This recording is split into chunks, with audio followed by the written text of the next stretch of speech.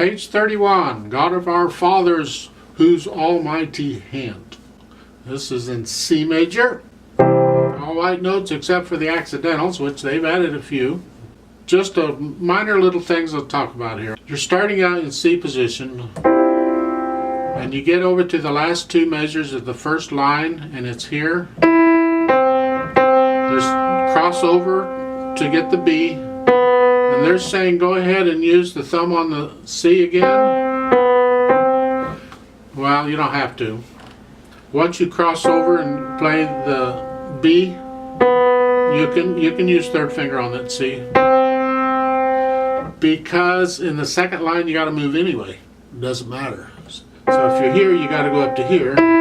If you're here, you got to go up to here. Big deal. I mean, I would use third finger on that last note in the right hand on the first line. But you can use whichever finger you choose to, because in the second line you are moving up a little bit. In the third line, the last note, you're playing that with the third finger, that whole note. But when you go to the fourth line, you got to reach up with the little finger to get the C. Now, it's between phrases again. You get a little silence in there so you can actually move the hand. Play the first, this is the last line. You play the first measure. And that second measure, it's 2 and then a 5.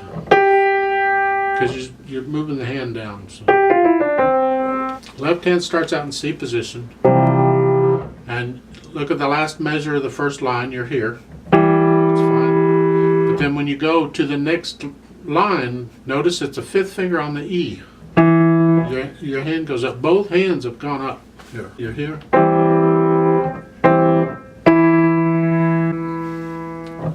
Then in the second line, the last two measures, you're going to play the B, quarter rest, and then move up and get the CD. And the third line down, second measure, that chord, it's an E flat, G, B flat. You notice if you want to figure out what a chord is, you spell it out. That is, you start the bottom note and you figure out each note one at a time until you get them, and then you get to the chord. At the bottom, in the second measure, we've already talked about the right hand's moving. The left hand is too.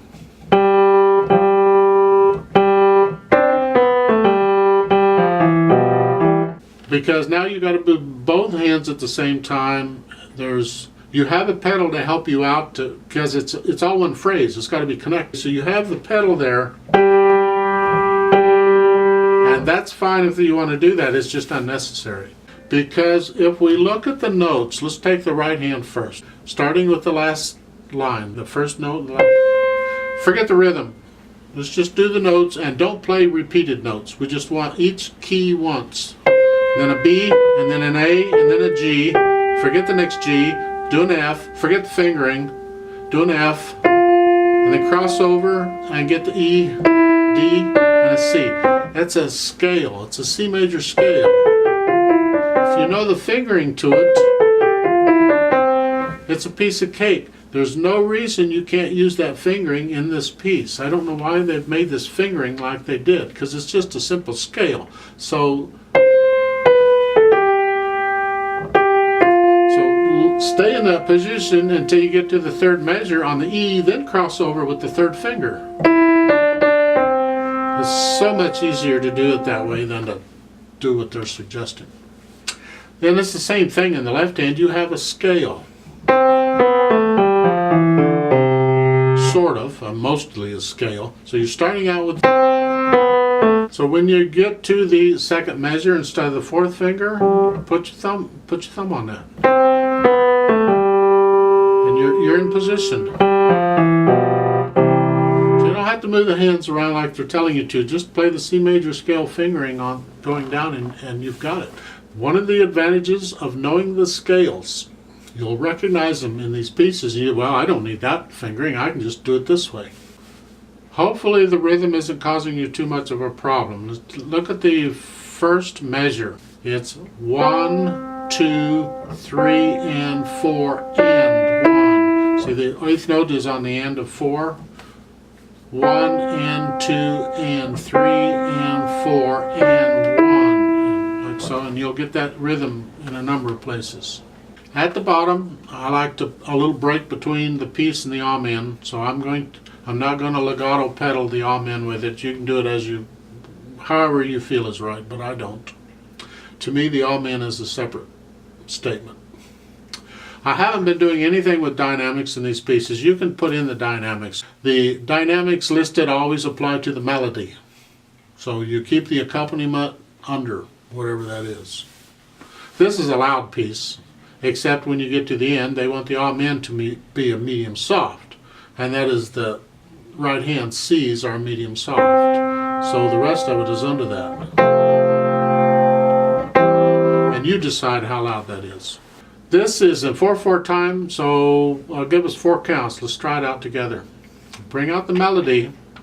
The only pedaling is there's a little bit of pedaling here and there to enhance the harmony. At the end, the pedaling is done to help you with connecting the notes in the second measure.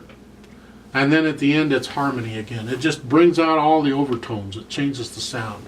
If I play the last chord of the first line here without the pedal,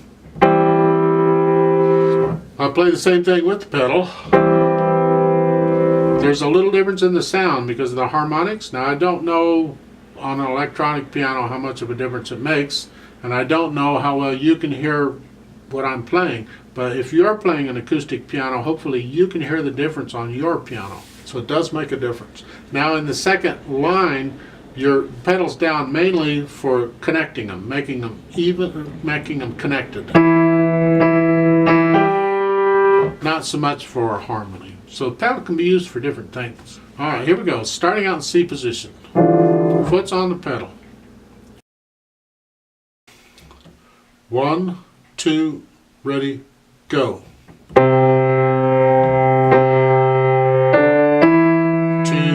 3.